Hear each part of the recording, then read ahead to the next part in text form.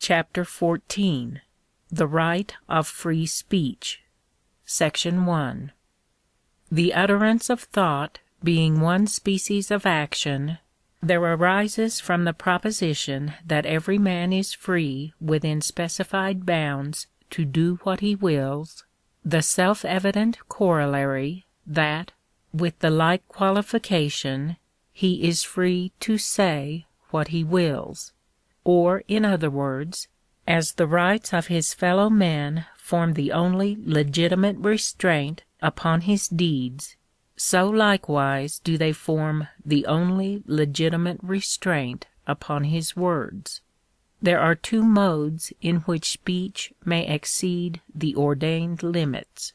It may be used for the propagation of slander, which, as we have seen in a foregoing chapter, involves a disregard of moral obligation, or it may be used in inciting and directing another to injure a third party. In this last case, the instigator, although not personally concerned in the trespass proposed by him, must be considered as having virtually committed it. We should not exonerate an assassin who pretended that his dagger was guilty of the murder laid to his charge rather than himself. We should reply that the having moved a dagger with the intention of taking away life constituted his crime.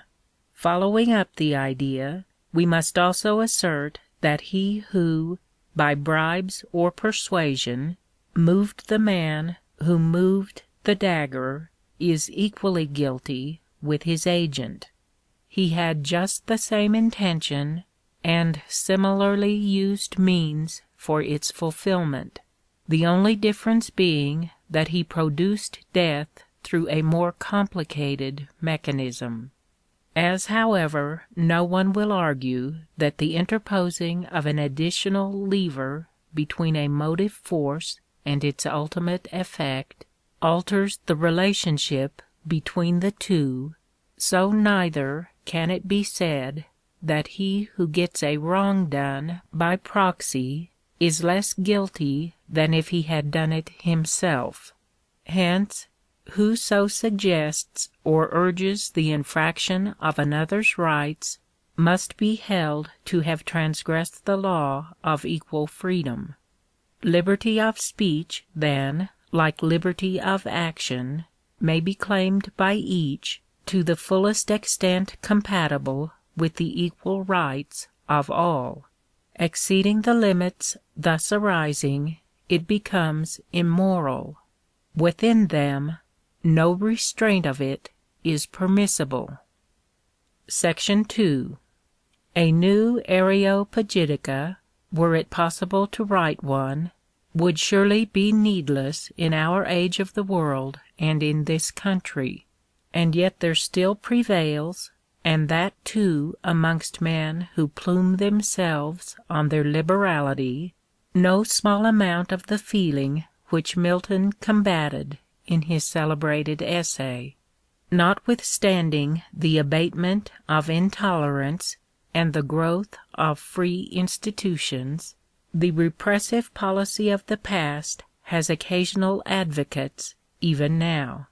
Were it put to the vote, probably not a few would say aye to the proposition that the public safety requires some restriction to be placed on the freedom of speech. The imprisonment of a socialist for blasphemy some few years since called forth no indignant protest against the violation of the liberty of unlicensed speaking, but was even approved by staunch maintainers of religious freedom. Many would like to make it a penal offense to preach discontent to the people, and there are not wanting others who would hang up a few demagogues by way of scarecrows. Let us look at what may be said by the advocates of a mild censorship on behalf of their opinions.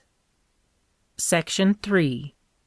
It is an assertion often made as of indisputable truth that government ought to guarantee to its subjects security and a sense of security, from which maxim to the inference that it is the duty of the magistrate to keep an ear open to the sayings of popular orators, and to stop violent declamation as being calculated to create alarm, is an obvious step.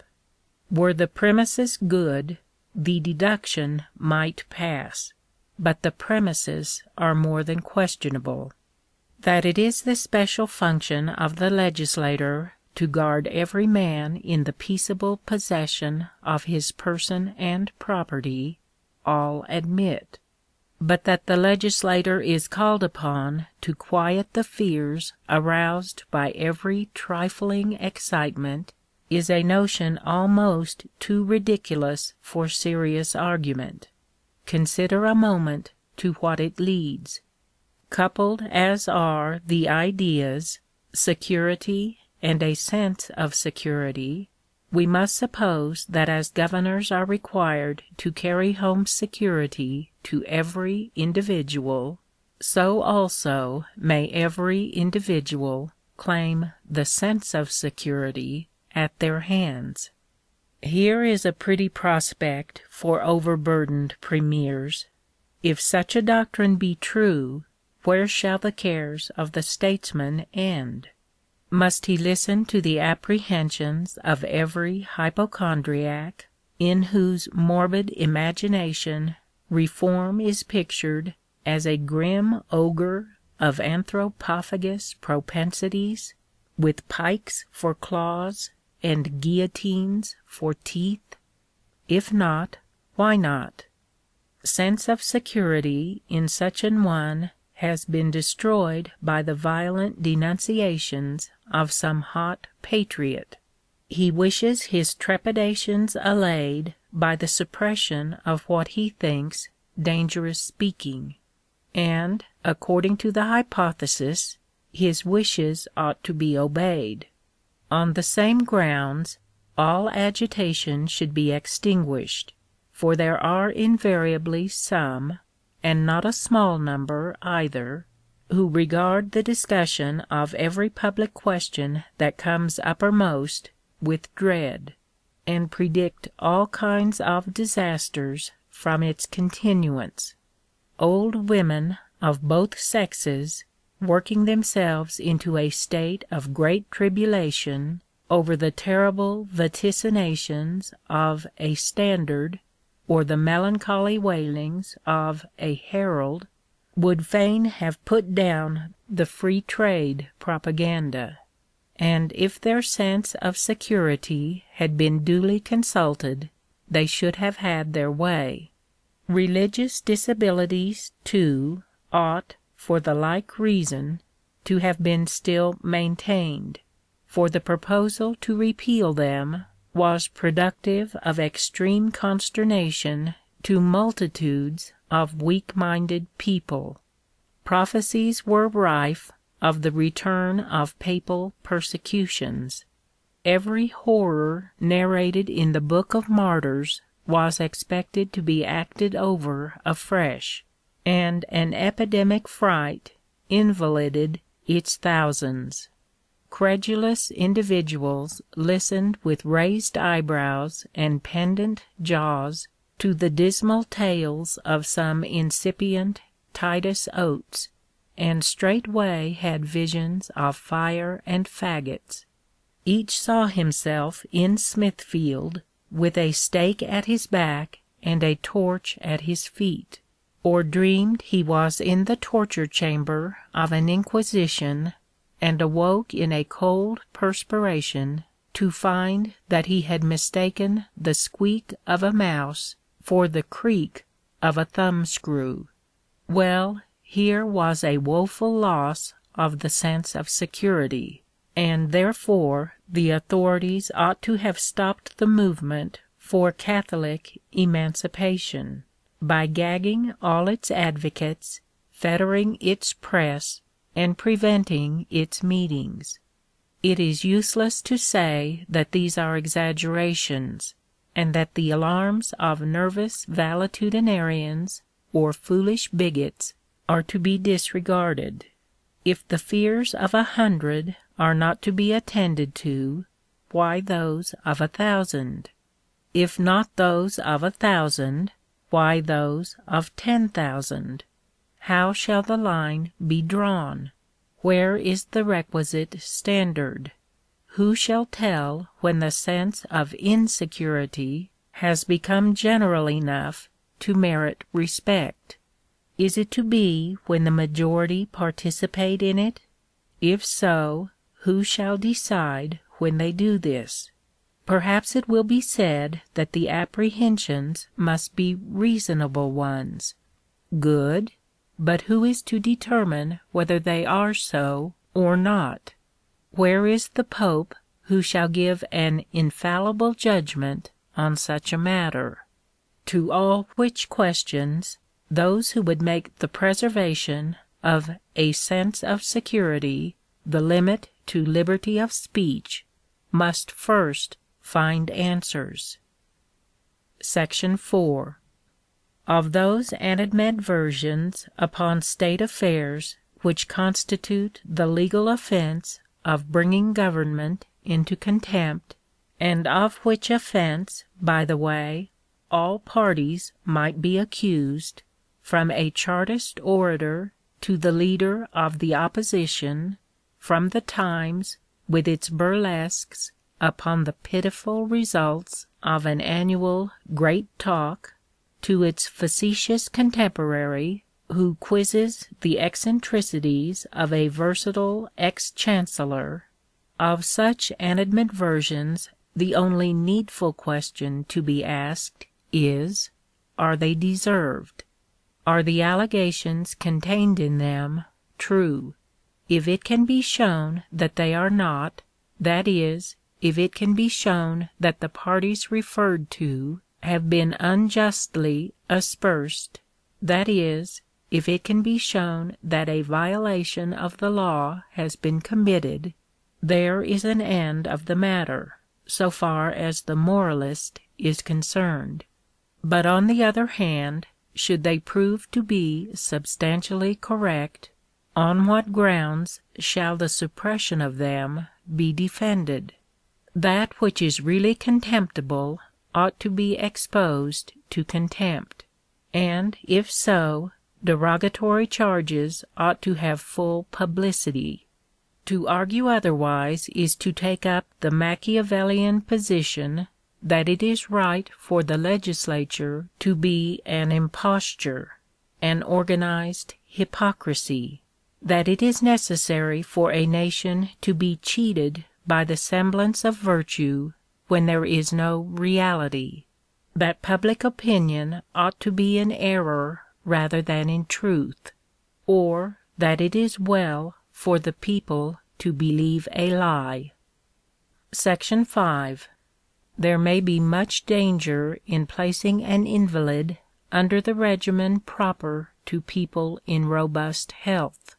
For a dyspeptic, chicken broth may be in all respects better suited than more substantial fare, and whoso is suffering under an attack of influenza will do wisely to avoid a blustering northwester or even a gentle breeze from the south. But he would be thought more than silly who inferred from such facts that solid food and fresh air are bad things. To ascribe any evil results to these rather than to the unhealthy condition of the patients would imply extremely crude ideas of causation. Similarly crude, however, are the ideas of those who infer that unlimited liberty of speech is improper because productive in certain states of society of disastrous results. It is to the abnormal condition of the body politic that all evils arising from an unrestrained expression of opinion must be attributed, and not to the unrestrained expression itself. Under a sound social regime and its accompanying contentment, nothing is to be feared from the most uncontrolled utterance of thought and feeling. On the other hand, it may happen that where disease exists, exposure of the sore places of the state to the cold breath of criticism will superinduce alarming symptoms. But what then? A Louis Philippe, a General Cavaignac, or a Louis Napoleon may find excuse in a corrupted and disorganized state of things for espionage, censorships, and the suppression of public meetings. But what then? If a nation cannot be governed on principles of pure equity, so much the worse for the nation. Those principles remain true notwithstanding. As elsewhere pointed out, there must necessarily exist incongruity between the perfect law and the imperfect man. And if evils are entailed upon a people by immediate and entire recognition of the law of equal freedom in the matter of speech as well as in that of action, such evils are merely significant of the incomplete adaptation of that people to the social state, and not of any defect in the law.